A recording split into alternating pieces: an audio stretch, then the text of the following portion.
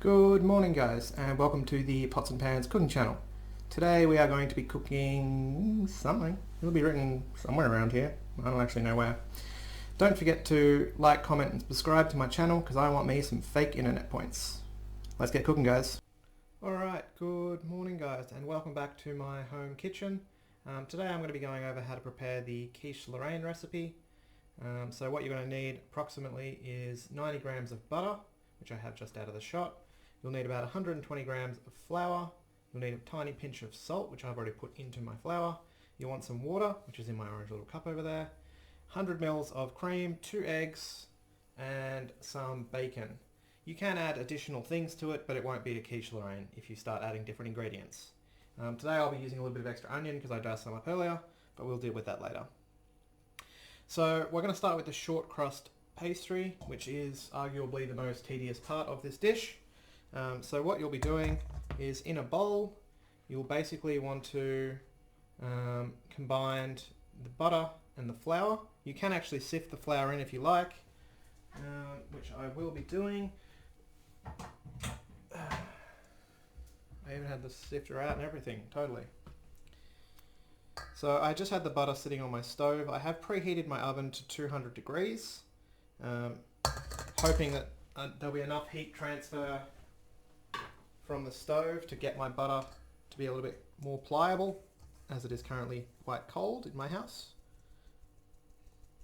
So quickly sift that, and what we're going to be doing is combining the flour and butter using our fingertips. It's a little bit of a tedious process, but if you have soft butter it doesn't take too long. So literally all you're doing, if I move the cream out of the way, is combining the butter and flour using your fingertips. You're just squidging it into itself. It will take a little while and you need it to start resembling breadcrumbs. Now I am using a wholemeal flour today instead of a plain flour, and it tends to be a bit thirstier when it comes to adding liquids, so I'm unsure of how well my pastry is going to come out, but we'll find out together shortly. Earlier in the shot you may have noticed I had my eggs in a bowl and they're already covered in salt and pepper. That's going to be the mixture for our quiche Lorraine. So with that all I need to do is combine the cream and then we're pretty much good to go. You'll see that this is starting to form up into breadcrumbs, but there's still heaps and heaps and heaps of big lumps of butter. So we need to keep squidging this together. The heat from your hands will actually make this go quicker. You can use a processor for this, which is arguably just as quick, but I don't have one and not everyone does, so just do it the old-fashioned way. See that there's still a few yellow lumps, but it's mostly coming together. You'll see that it's all crumbly in texture. Just use your hands to break down the lumps. If it's starting to stick to you, just rub your hands together and most of it comes off.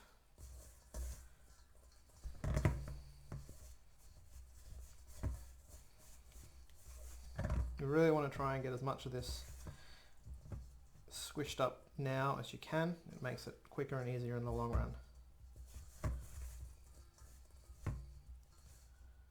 So now most of the lumps are it's sticking to itself, which if I get my hands out of the shot you can probably see.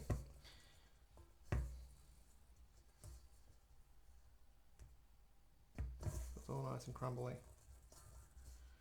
So what we're doing next is going to incorporate the water. So in the center, you make a small little well. I mean, you don't really have to, but generally it can help. And you'll pour that water in.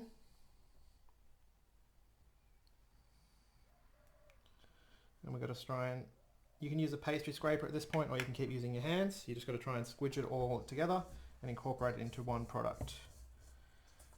Going to be a bit sticky and a bit messy. Ooh, squidgy. So mine's actually feeling quite wet, which is unusual. So I might actually need to roll mine out with a little bit of flour because it's super sticky, which is really unusual. But anyway. So what I'll do with this, I'll plonk it back in the bowl and I'll wash my hands real quick.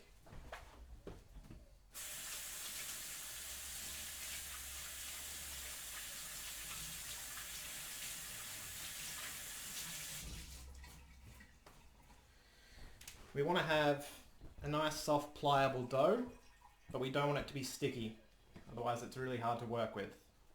So I'll just quickly give my bench a wipe. We'll be working a lot on our benches today, so make sure you're keeping them clean.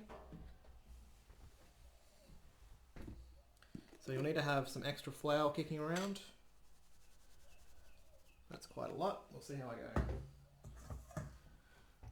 So I'll just gently roll it through the flour. The dough itself will take up quite a lot straight away. So I'll push the rest off to the side. And just squidge it around in my hands a little bit to let it incorporate.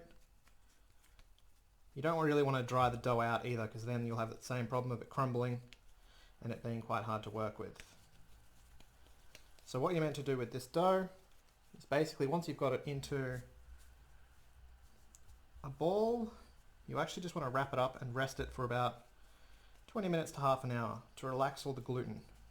It's a short crust pastry, not like a bread. We don't want nice long gluten strands, we want short strands. Tiny little bit more flour.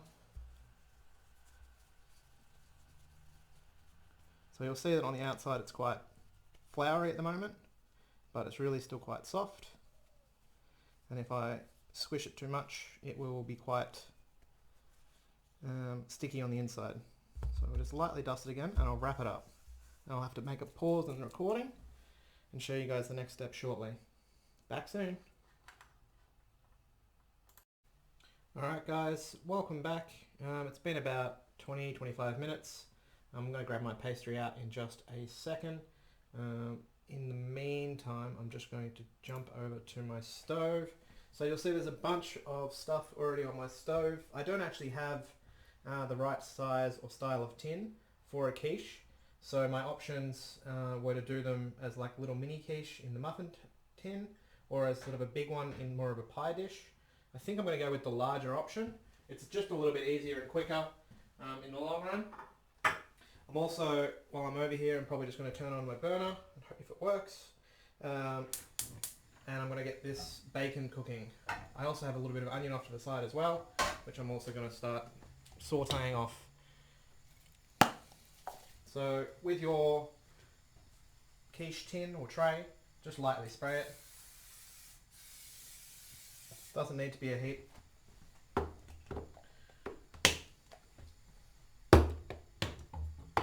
So I'll leave this pan to heat, and I'll leave this tray here for the moment. I'll grab out my pastry.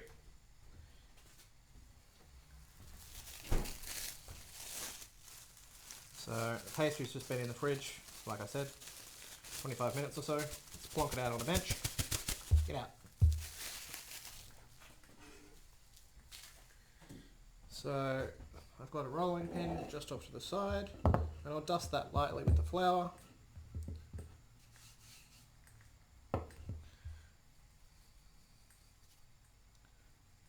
So with my pastry, I'm just going to warm it up a little bit with my hands before I try and roll it out. Make sure there's a little bit of flour down on the workbench that I'm going to work on. And I'm going to start slowly rolling this out.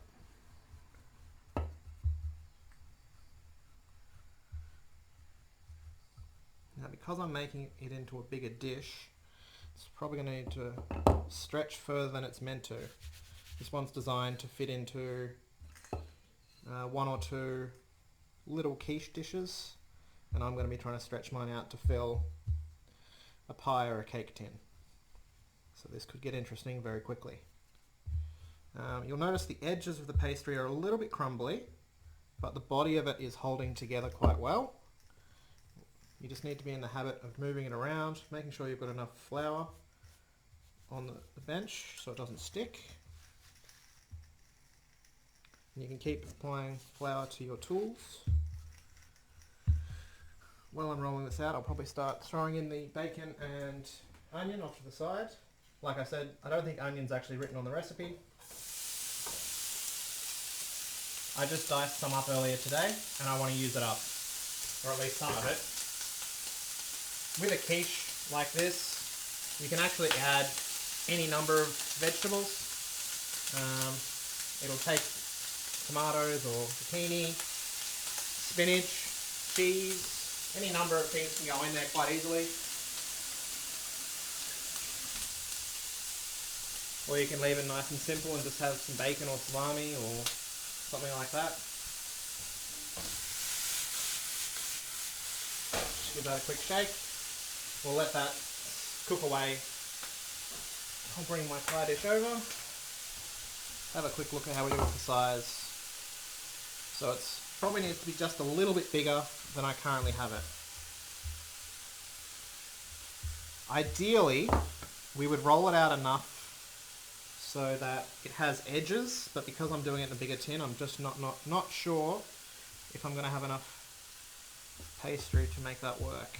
I've already rolled it out quite thin, and my rolling pin's not even big enough. So when you're rolling it out, just gently apply the pressure where you want it to stretch. Try and keep it as consistent in shape as you can.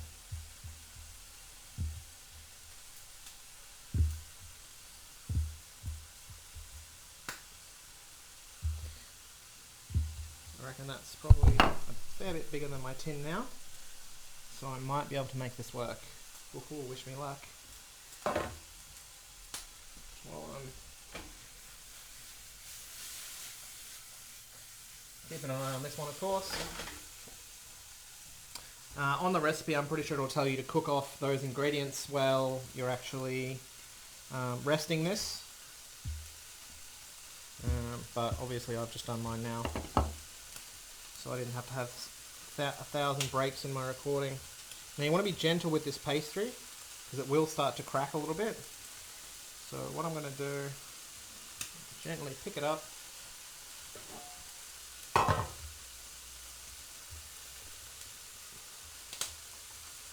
and plonk it straight into the dish. Now I did make it significantly larger than the tin, but I did it intentionally. So what I'm doing now is just lightly poking it into the corners and pushing it onto the sides. I may actually rip off or cut off some of the excess pastry once I've got the egg mixture in there. Because like I said, this mixture is designed to fill 2 small tarts and I've just turned it into one giant thing. I might even add an extra egg and a smidget more cream, just to make sure.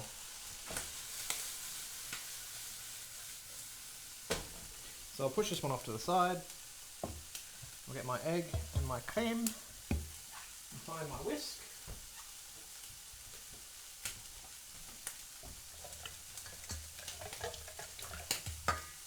So I'm actually going to add a tiny little bit more, one more egg and a little bit more cream, because I've made mine quite a bit bigger than anticipated. So I don't want it to be empty.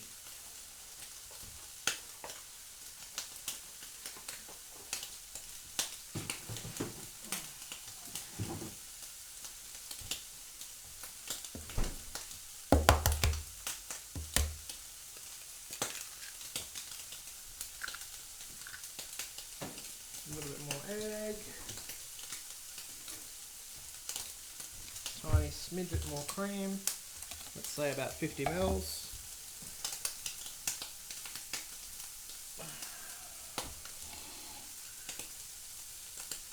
Tiny bit more, that'll do it.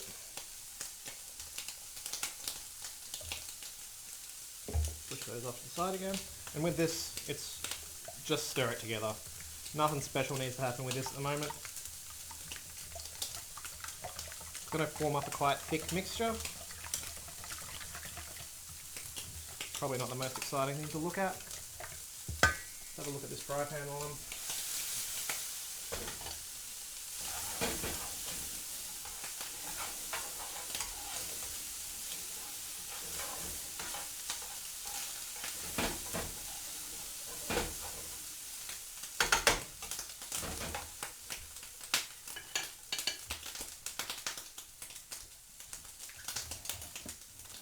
This one's actually not too much more complex after this.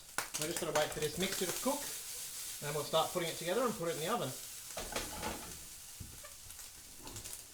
Now, like I said just before, if you really wanted to, you could add a little bit of cheese into your mixture. I'm pretty sure it's not on this recipe, but hell, it's delicious. Just do it. So just a small handful of cheese in there. Whisk it up. You won't be upset with the results.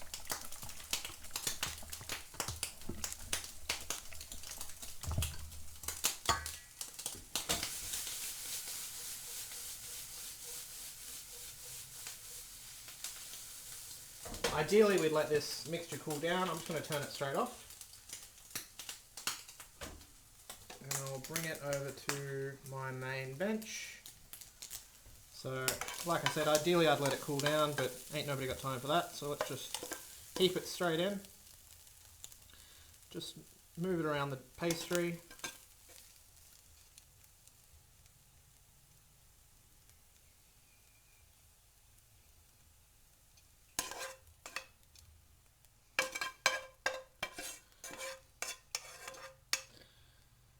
There's two schools of thought when it comes to preparing a dish like this one. And what I'm talking about with that is whether or not you blind bake the pastry. So in order to blind bake the pastry, what I'd have needed to do is have some blind baking rice or some beads, put down a sheet of paper, a greaseproof paper, put some of the rice or the beads on it and bake it for about 10-15 minutes, probably at the most. And what it does is partially cooks the base. So then you take out the rice or the beads or the beans, and then you add your fillings in and then bake it. That way you ensure that the base is fully cooked when you actually go to eat the product. But I'm pretty sure I've rolled mine thin enough and I have not a huge volume of liquid in mine, so it should set within the time frame and the base should be nice and cooked without too much adjustment. I'm really happy I added that extra egg and cream. You guys can't quite see yet. Let me get this bowl out of the way. So in the dish, or my dish, there's around 1 centimetre of filling. Maybe a little bit more. With the excess pastry, if you really wanted to, you could use a small knife or a palette knife, or even just a bread knife to cut some of it off.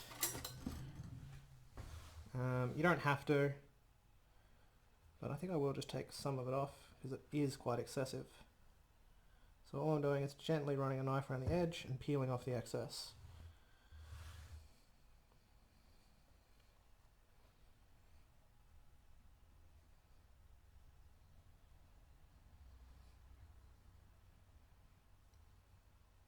Once again, you don't have to do this. Entirely up to you. I think it'll just look a little bit nicer and be a bit more pleasant to eat if it doesn't have 2 centimetres of pastry or 3 centimetres of pastry at the top of it.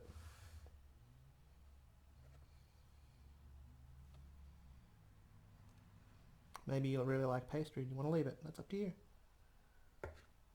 Alright guys, I'm going to put this one in the oven and I'm going to call it a day. I'll have a picture of the finished product up in the video for you to have a look at. Other than that, see you, bye, enjoy life.